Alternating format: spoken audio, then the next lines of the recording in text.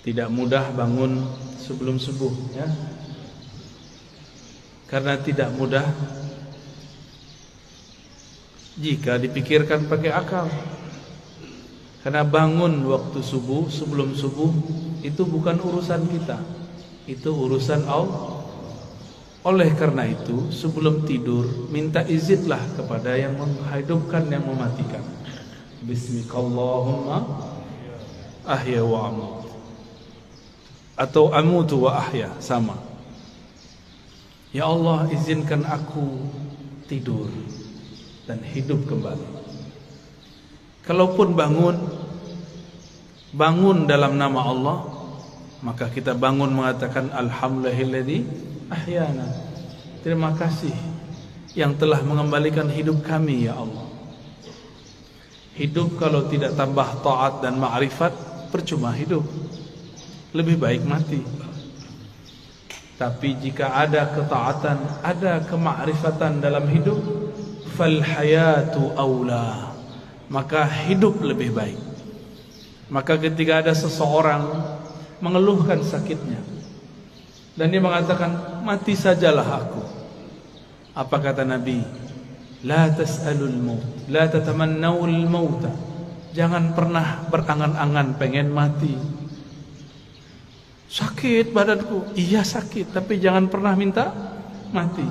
Karena jika engkau mati, inqata'al amal, engkau tidak dapat lagi beramal, ya. Engkau tidak dapat lagi beramal. Dan ingat, orang kalau sudah mati, dia harus tetap menyempurnakan ruhaninya. Tapi di alam sana sangat lama dan panjang sekali. Maka mumpung masih di dunia, jauh pun kita kejar, susah pun kita cari. Yang penting mengenal Allah dapat dicapai di bumi, supaya jadi bekal masuk ke alam yang lain. Bapak Ibu yang melekat Allah, kalau pernah keluar negeri atau keluar kota, kalau kita tamu dari yang punya kota, kita disambut, tidak perlu diperiksa, benar gak? Cukup ditandai, oh si anu orangnya. Tapi kalau kita tidak kenal dengan yang punya kota, maka kita diperiksa.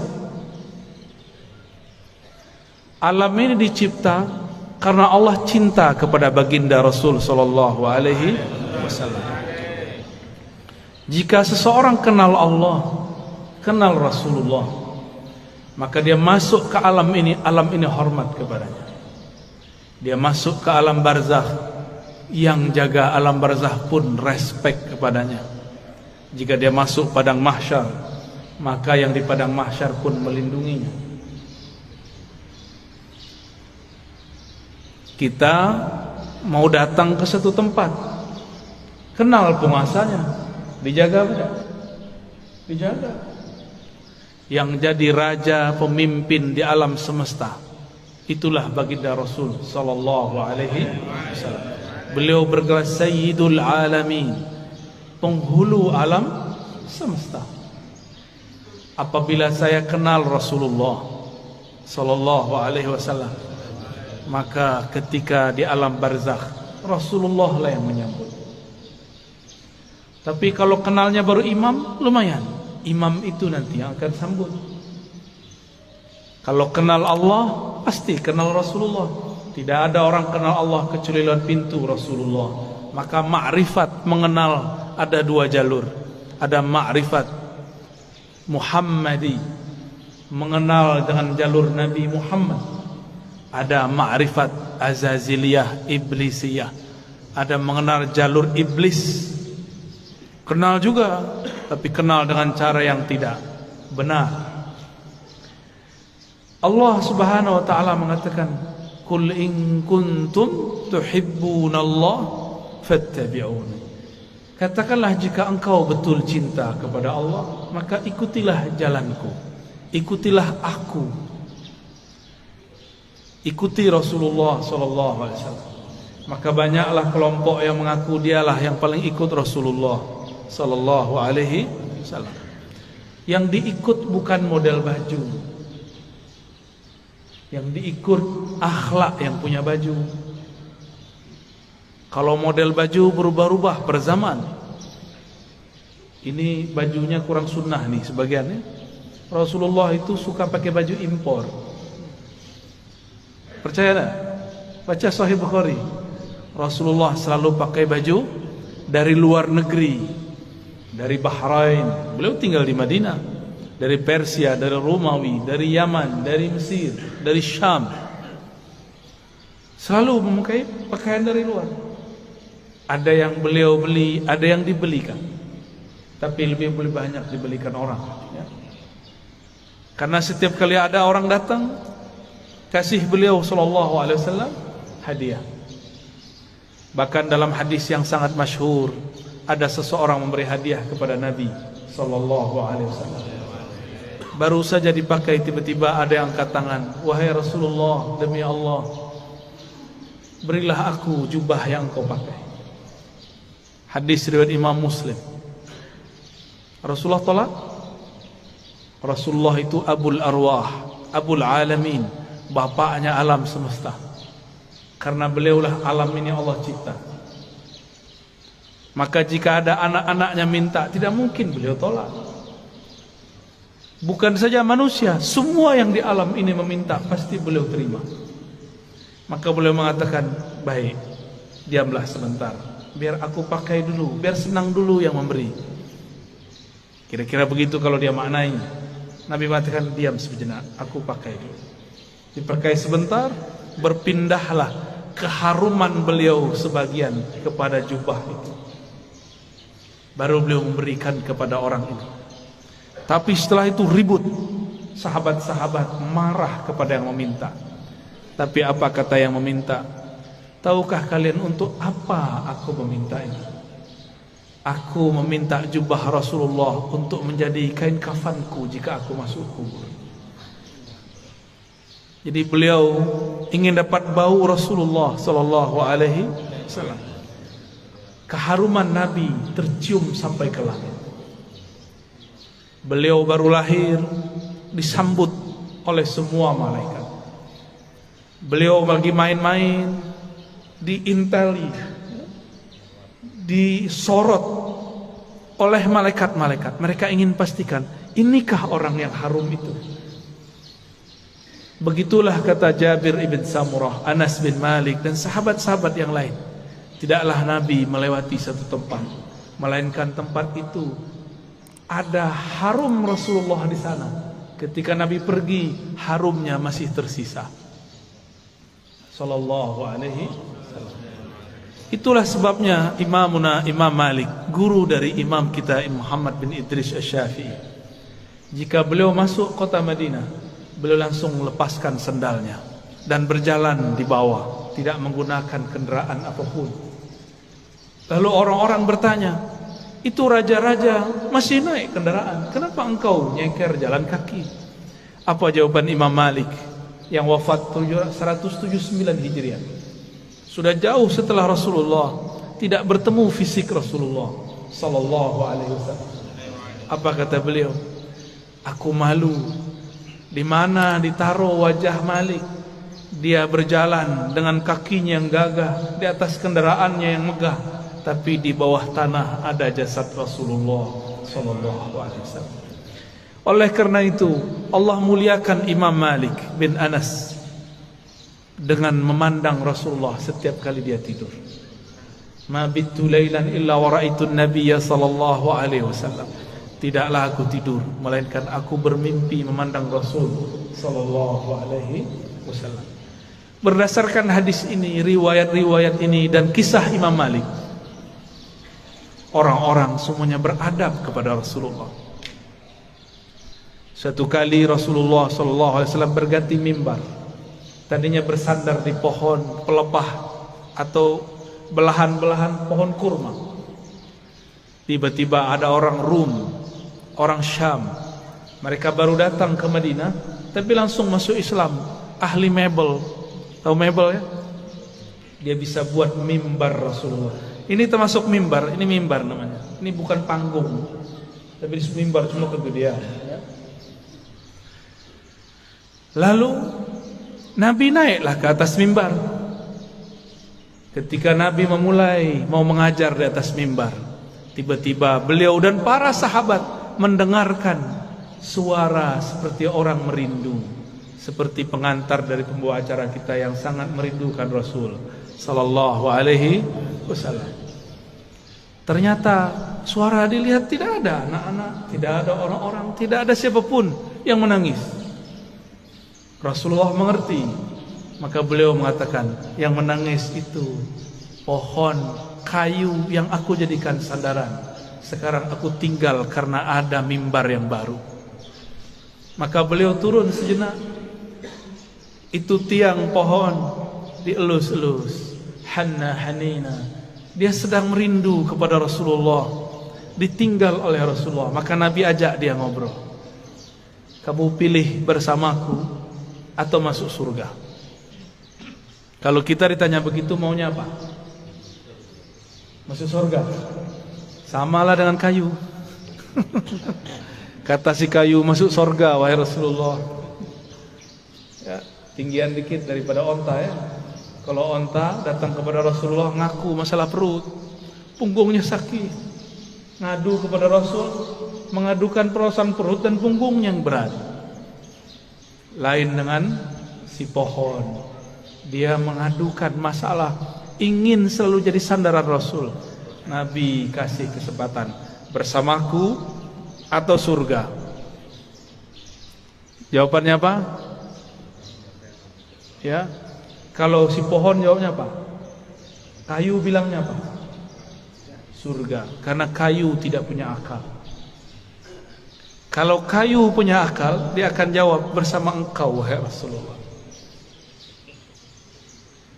Ya, jadi yang berhati kayu minta surga dia ya.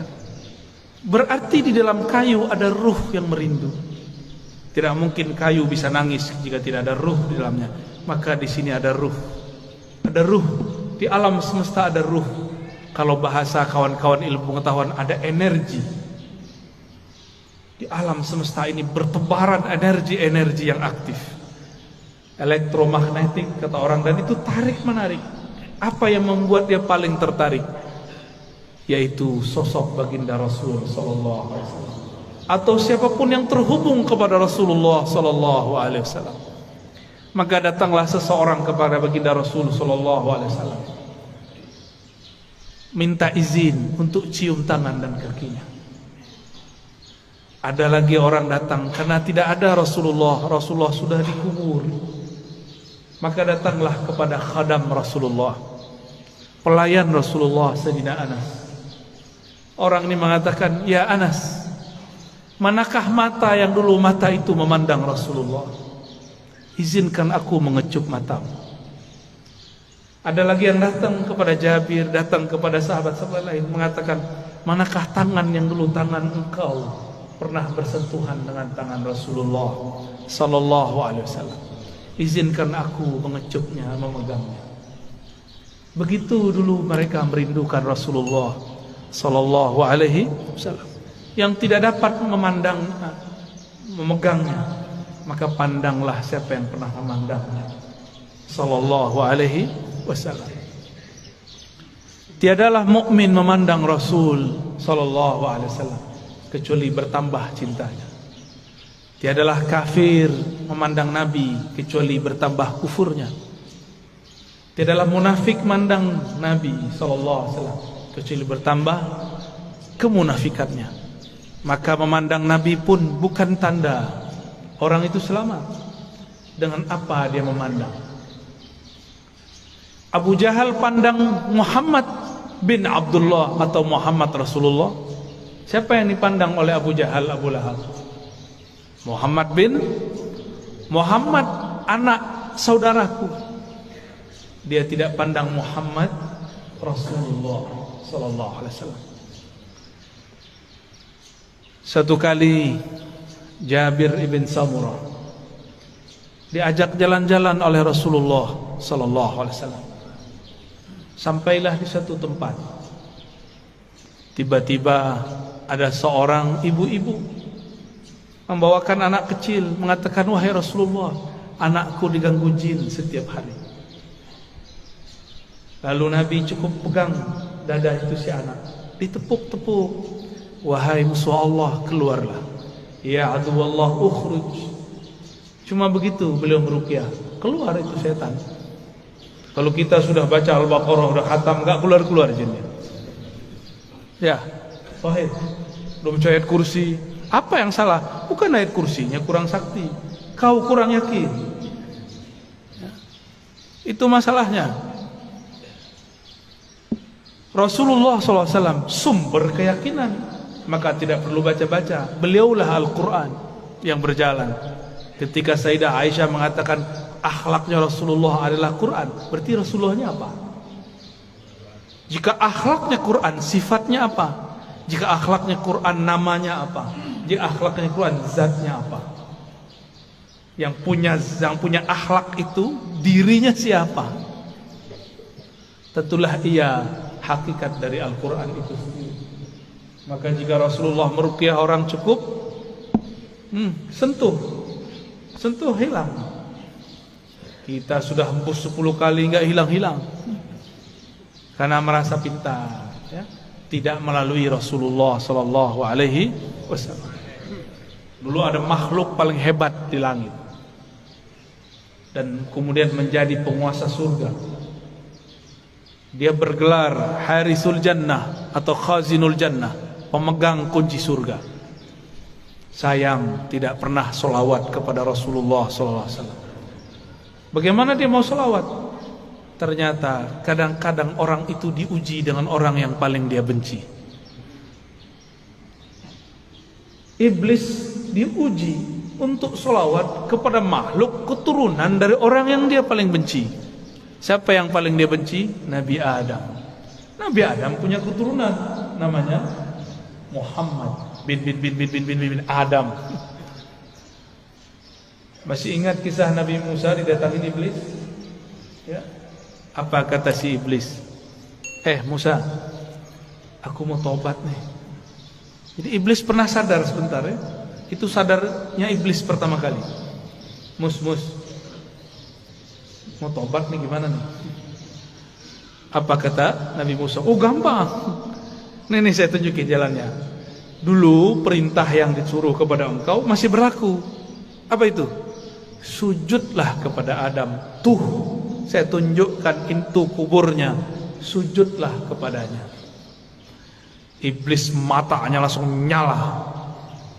Dia bentak Nabi Musa. Musa, engkau main-main. Dia hidup pun aku tidak sujud, apalagi sudah bau tanah. Tambah sombongnya. Maka tidaklah setiap hari memandang iblis kepada kekasih Allah, kecuali bertambah kekufurannya. Aba wastakbara wa kana minal kafirin. Enggan, sombong, dan dia selalu kafir. Maka kana di situ bahasa Arab yadullu ala tsubut wal dawam, menunjukkan itu tetap dan selalu begitu. Maka kana tidak berarti selalu past tense, dia telah, tapi dia selalu. Maka jika ada orang yang cuma mengajarkan zikir, hati-hati, pasti sesat. Pasti sesat. Zikir itu panas. Dalam zikir itu ada energi ilahiyah, ada nur tapi har. Itulah sebabnya zikir itu bisa menetralkan banyak hal. Bismillahilladzi la yadurru ma'asmihi syai'un fil ardi wala fis sama'i was-sami'ul 'alim. Dengan nama Allah. Ini enggak usah datang ke dukun, ya. Amalkan ini. Mau diserang-serang dalam politik, ya. Kali Bu Bupati, Pak Wakil diserang orang, amalkan ini pagi sore. Satu napas. Bismillahilladzi la yadurru ma'asmihi syai'un fil ardi wala fis sama'i wa huwas sami'ul 'alim. Ini langsung turun dari langit. Ini lafaz ini langsung turun dari langit. Diajarkan Rasulullah SAW kepada sahabat. Diriwayatkan oleh Imam Abu Dawud. Dengan nama Allah, Bismillah Allazi, yang mana la yadurru ma'asmihi, Tidak ada yang akan merusak, mengganggu siapa yang bersama namanya. Ini maksudnya apa? Nggak ada yang ganggu, baik dari langit ataupun dari bumi. Namanya Allah. Allah titipkan semuanya ke dalam qalbu Rasulullah sallallahu alaihi wasallam. Maka orang yang datang kepada Allah lewat pancaran qalbu Rasulullah, dia langsung diterima. Kalau saya masuk kantor Bu Bupati, bawa surat sakti dari Bu Bupati, diterima nggak? Diterima. Tapi kalau bawa proposal, nggak ada janjian, ditolak nggak? Ditolak. Biasanya kalau pegawai itu ada kartu ya, kartu pengenal diri. Apa namanya? ID card. ID card.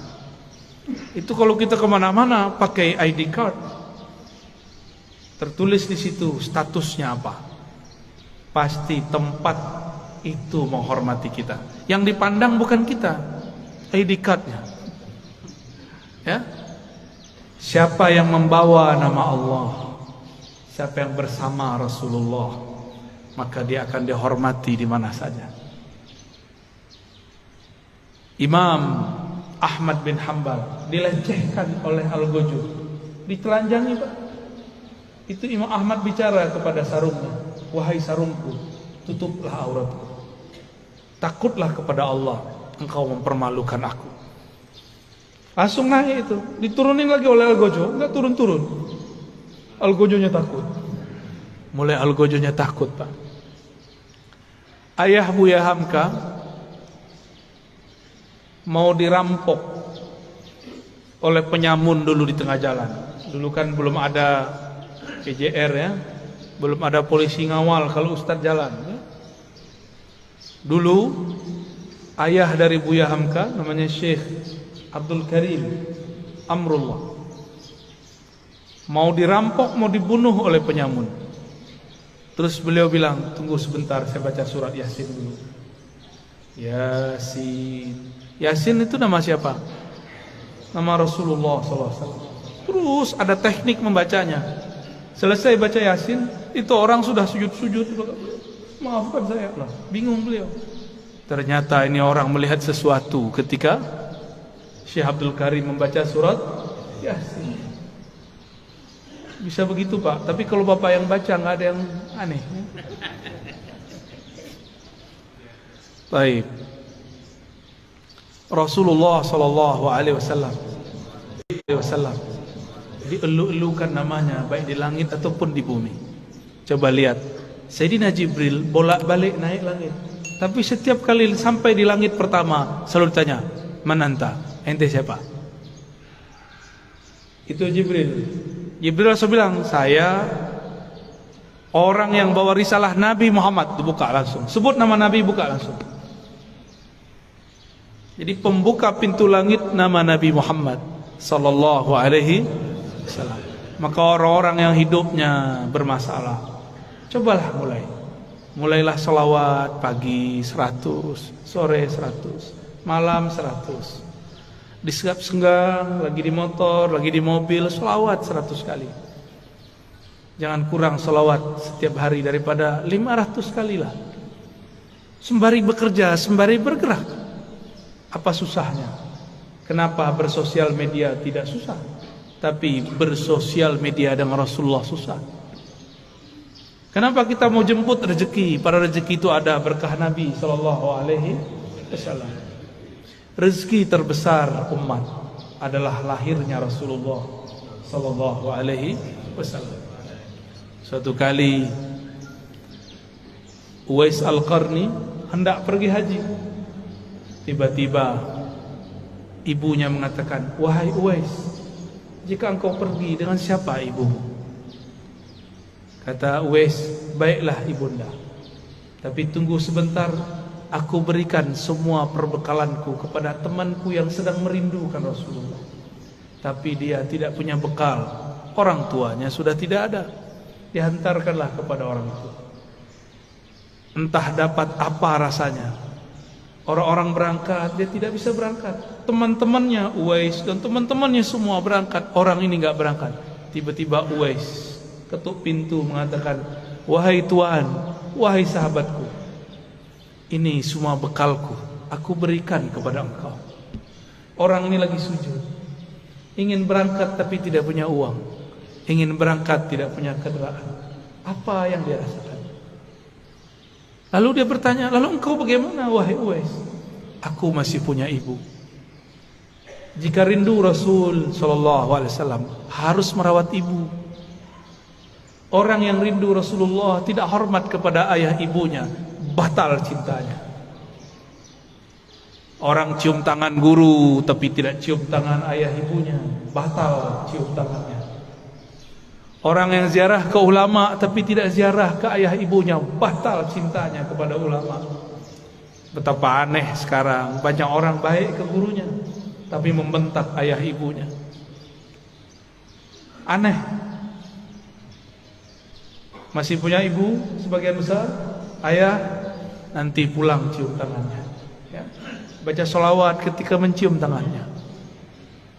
Semoga Allah ridha melalui ini. Dan pasti ridha. Ridha Allah itulah kunci dalam tangan ibu. Kenapa disebut ibu dan ayah itu kunci ridha Allah? Ridha Allah fi ridhal walidain. Karena merekalah kita ada secara fisik, secara ruhani kita ada karena ruhaniah Rasulullah. Maka Rasulullah, Nur Muhammad, ruhnya disebut Ahmad, disebut Ummul Arwah, induknya semua ruh. Muhammad, nurnya disebut Abul Arwah, bapaknya semua ruh. Ini cuma istilah bahwa segala satu bersumber darinya. Inilah yang sering kita katakan ketika Allah menciptakan alam semesta. Apa yang Allah lakukan pada alam? Allah menciptakan alam ini supaya alam ini sempurna dengan menyembahnya. Allah tetap sempurna tanpa disembah alam. Allah ciptakan alam supaya alam itu sempurna dengan menyembahnya. Disebut dalam Quran liya'budun, untuk menyembahku. Siapakah yang paling sempurna menyembah Allah? Rasulullah SAW. Siapakah yang paling kenal Allah? Rasulullah SAW. Maka yang dimaksud dalam ayat ini, tidaklah aku ciptakan jin dan manusia illa liya'budun, kecuali untuk menyembahku sebenar-benar menyembah, mengenalku benar-benar mengenal. Itulah sosok Rasulullah sallallahu alaihi wasallam. Jadi ayat ini berbicara tentang Rasulullah sallallahu alaihi wasallam. Jadi jika ada orang mengatakan tidak usah buat maulid, tidak usah buat zikir-zikir, gak usah buat zikir jamaah, gak usah buat manaqib, tugas kita ibadah, ya itu ibadah. Dan ibadah yang paling tinggi adalah as-salawat ala nabi sallallahu alaihi wasallam. Ini saya ulang-ulang ya, supaya masuk ke alam sadar kita dan alam bawah sadar kita. Allah sholat nggak? Allah sholat nggak? Allah tadi sholat subuh nggak? Nggak. Saya ulang yang kenceng dong. Allah sholat nggak? Allah haji nggak? Allah puasa nggak? Allah sedekah nggak? Tapi Allah bersalat. Innallaha malaikatahu yusholluna 'alan nabi. Jadi sebelum ada salatnya kita, Allah sudah salawat kepada Nabi. Sebelum ada zikir, baca Quran, ngaji kita, belum ada thariqat kita, belum ada mazhab kita, belum ada manhaj kita, belum ada.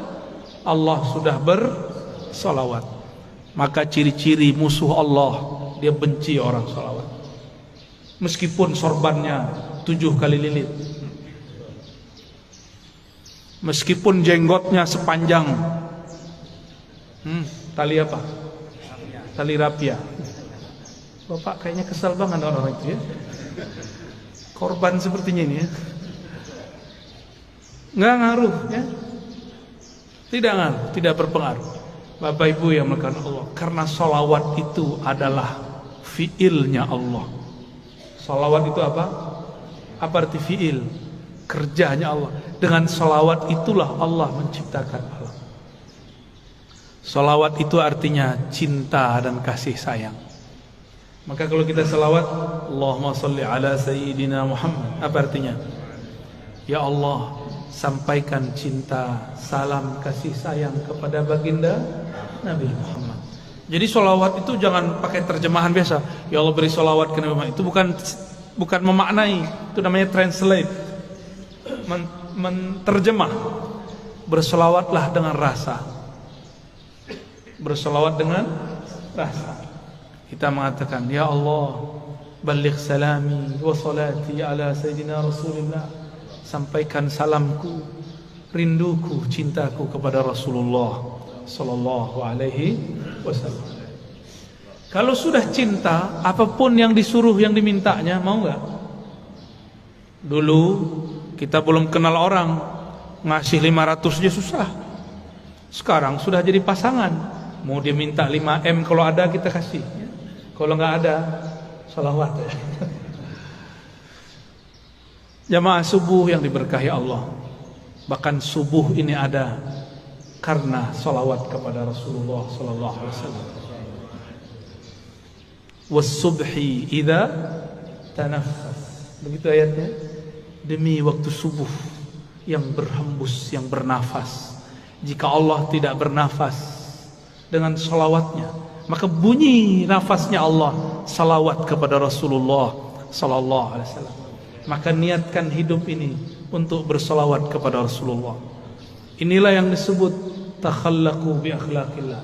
Tirulah fiil-fiilnya Allah. Tirulah akhlaknya Allah. Allah itu mencipta alam dengan dalam salawatnya karena cinta kepada Rasulnya. Maka beramallah karena cinta. Bukan lagi buat maulid, buat manakib karena ada hajat. Pak Kiai, Pak Ustaz, doakan saya bisa beli apa? Beli rumah. Pak Kiai, doakan saya beli mobil. Pak Kiai, samalah kau dengan onta itu ya. Onta datang ke Nabi, ya Rasulullah, perutku lapar, tugasku banyak, tuanku nggak tahu diri. Onta datang nangis, yang dikadukannya bukan ya Allah Rasulullah, izinkan aku bersamamu, nggak ada dia ngomong begitu. Onta, paham onta? Si kayu ngomong, aku ingin di surga aja. Tapi beda dengan Abu Bakar, beda dengan Umar, beda dengan Utsman, beda dengan Ali. Mereka ingin jadi pintu-pintunya Rasul. Maka ujung dari pintunya Rasulullah, pintu terdekat Sayyidina Ali. Apa kata beliau? Aku kota ilmu, Ali lah pintunya. Maka tiada satu mazhab, satu manhaj, satu aliran, satu pemikiran yang sahih kecuali sanadnya bersambung kepada Sayyidina Ali. Tapi syaitan tidak tinggal diam. Dia buatlah, dia campur adukkanlah cinta kepada Ali dengan benci kepada sahabat. Namanya kelompok Rafidah. Kelompok yang membenci sahabat Rasul sallallahu alaihi wasallam. Ya, kita cinta Sayyidina Ali, cinta juga sahabat Rasul. Ini perbedaan kita dengan Syiah Rafidah.